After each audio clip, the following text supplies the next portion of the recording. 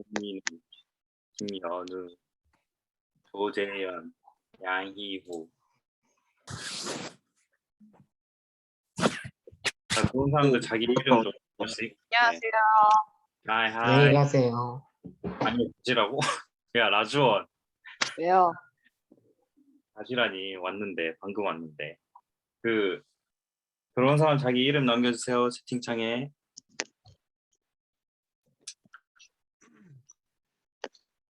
근데 내가 사실 화면 캡처해도 되긴 하는데 딱 5분까지만 더 기다리고 바로 시작하도록 하겠습니다. 그 토끼 뭐냐 연우야? 토끼야 강아지요? 하얗죠. 강아지라고? 고양이. 고양이야? 저 한숨만 하얗죠. 자고 올게요. 한숨만 자고 온다고? 네. 미쳤나?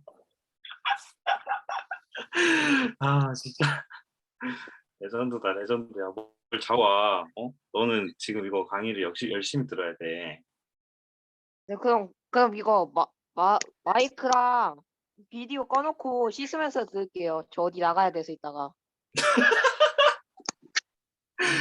야 이거 한 10분 걸리는데요? 그 씻으면서 듣는다고? 내가 허용해 줄 수 없지.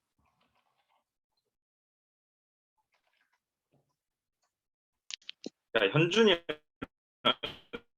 지훈이 안 되냐?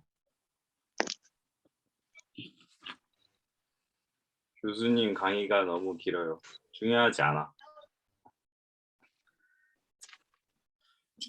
디누야 언제나 고길동처럼 생겼구나. 응. 야 연우야 그 지훈이랑 연락되니? 쉬기.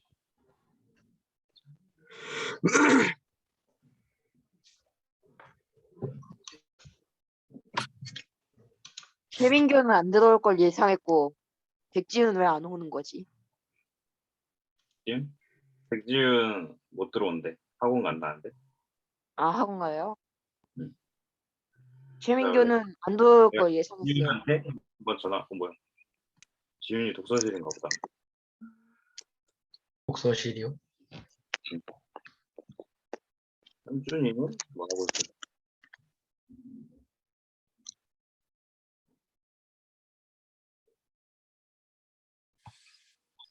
희주 들어왔네.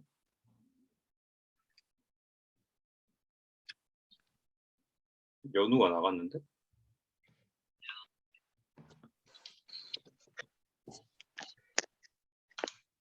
저 그럼 진짜 세수만 할게요. 세수만. 둘 다 하지 마.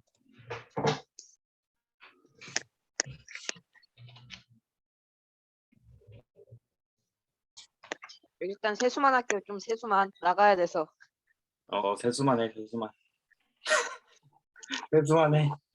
네, 세수도 못하게 막으면 좀 그렇잖아. 그지?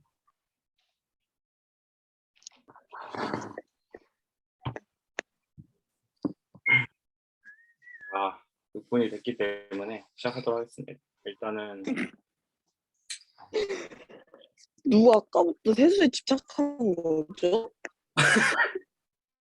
세수 웃겨 죽겠네. 청결에 집착하는 친구 한 명 있어요. 울면 많이 그- 보면서. 제가 기도하고 시작하도록 하겠습니다, 여러분. 네, 모두 손을 저도 모으고, 아직 세수 안 했는데. 손을 모으고 눈을 감고 네, 기도하도록 하겠습니다. 사랑의 하나님 감사합니다. 오늘 우리가 이렇게 모여서 로마서에 대해 배우고 또 하나님에 대해서 알아가려고 합니다. 오늘 이 시간 함께 하셔서 우리가 로마서에 대해 더 잘 알게 되고 또 하나님에 대해서 더 잘 배울 수 있는 그런 시간이 될 수 있도록 주님께서 인도하여 주시옵소서. 사랑합니다. 감사합니다. 예수님의 이름으로 기도드렸습니다. 아멘. 네.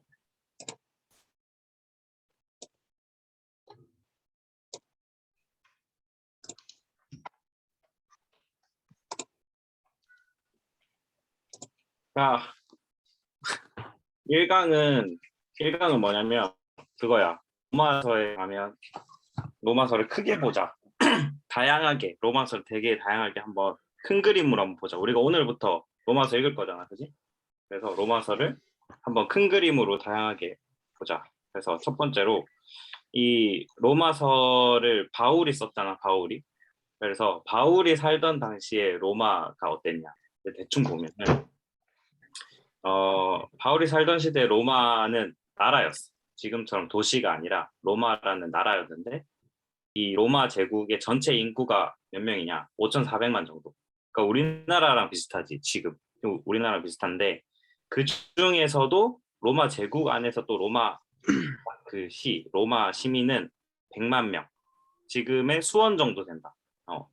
그리고 그 로마시에 살고 있었던 이스라엘 사람들이랑 유대인들은 한 5만 명 정도 있었어. 그래가지고 거기다가 로마 제국에서 이 노예가 신분 사회였는데 노예가 전체 인구의 한 3분의 1 정도 되는 그런 완전 철저한 신분제도 사회였어. 그래가지고 이런 사회적인 배경, 이런 세상에서 바울은 이 로마서라는 편지를 썼다. 그런데 편지를 썼으면은 편지를 받는 사람이 있어야 되잖아, 그렇지? 편지를 받는 사람이 있어야 되는데 편지를 받는 사람이 누구냐면 로마에 있는 교회에 있는 그리스도인들이었어. 근데 이 로마 교회에는 좀 그 당시에 교회들이랑 좀 다른 지점들이 있었거든. 근데 어떤 게 달랐냐면 유대인 출신 그리스도인이랑 이방인 출신 그리스도인들이 섞여 있었어. 근데 이 유대인 출신 그리스도인은 어떤 사람이냐면 태생이 태어나기 유대인으로 태어났는데 예수님을 믿게 된 사람들이고, 그리고 이방인 그리스도인은 어떻게 보면 우리. 그냥 뭐 태생이 유대인은 아닌데 예수님을 믿게 된 사람들. 그래서 이 이방인 그리스도인과 유대인 그리스도인들이 섞여 있었어. 근데 이들이 섞여서 교회를 잘 꾸려 나갔으면 좋았겠는데 모든 이야기가 그렇듯이 그건 아니었어. 그래가지고 둘이 각자 살아오던 문화가 다르고 방식이 달랐잖아. 그래서 이 유대인들은 기본적으로 율법을 이제 가지고 있었는데 이 율법을 지키는 생활을 필수 요소로 생각했거든. 근데 어제 내가 설교 때 그랬잖아. 그러니까 유대인들한테 있어서 누가 하나님의 백성인가, 누가 하나님 나라의 국민인가를 알 수 있는 방법은 저 사람이 율법을 지키고 있는가, 지키지 않고 있는가를 보면 알 수 있다고.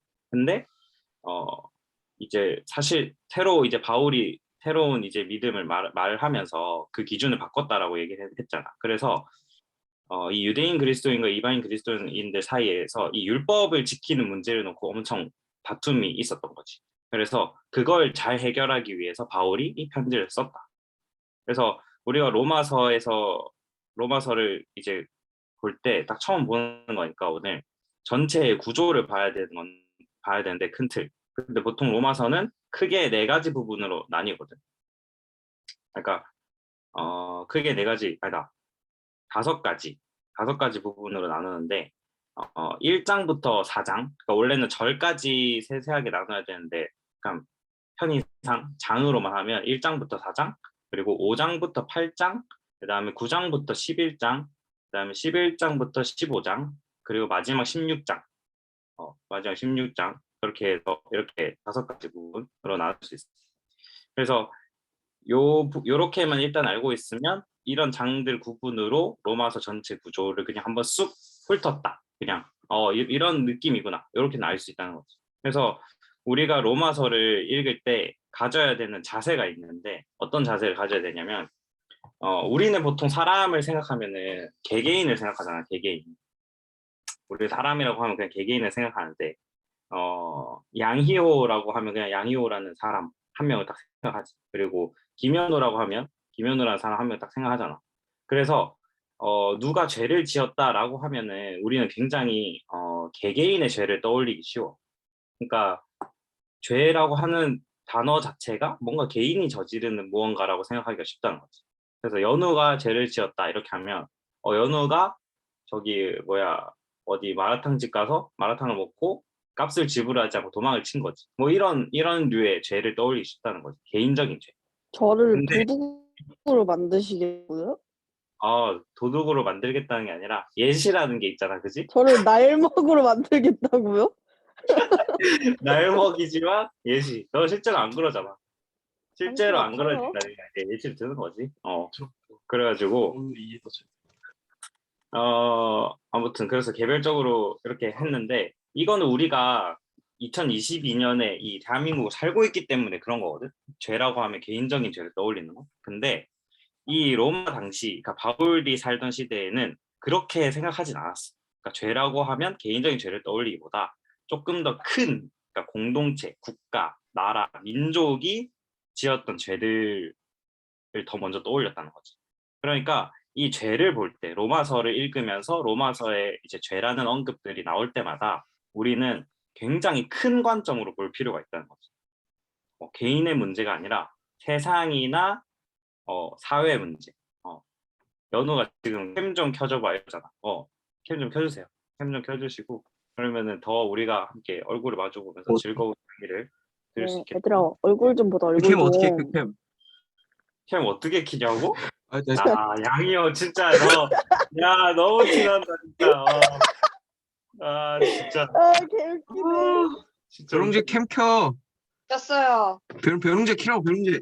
우와 주원아 너는 눈, 코, 입이 형광등이야? 저 뭐야 저거. 씨. 여기 타이밍 어, 이렇게 자발적으로 키는 타이밍. 아, 이거 친구 눈, 바꾼 코, 입 적- 아. 아니잖아. 천장 비추는 거 봐. 오케이. 그래서 얘들아 봐봐. 로마서를 보면 1장부터 3장까지 딱 보면 죄에 대해서 나오거든. 그런데 이 죄가 뭐냐면은 뭔가 개인적인 뭐 양심의 가치가 아니라 하나의 큰 세력이야 죄가.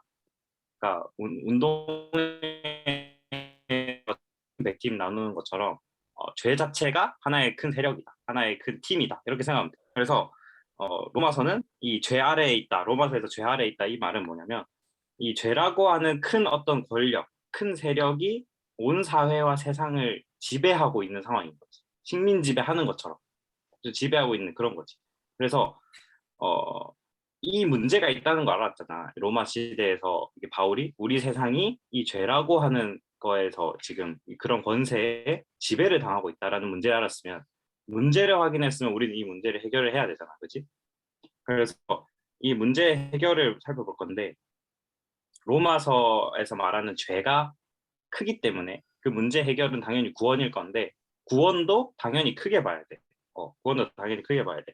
우리한테 구원이라고 하면 이 하나님 나라가 내 삶에서 좀 이루어지는 그런 거잖아. 근데 로마서에서는 죄도 컸기 때문에 구원도 굉장히 큰 거에 해당이 돼.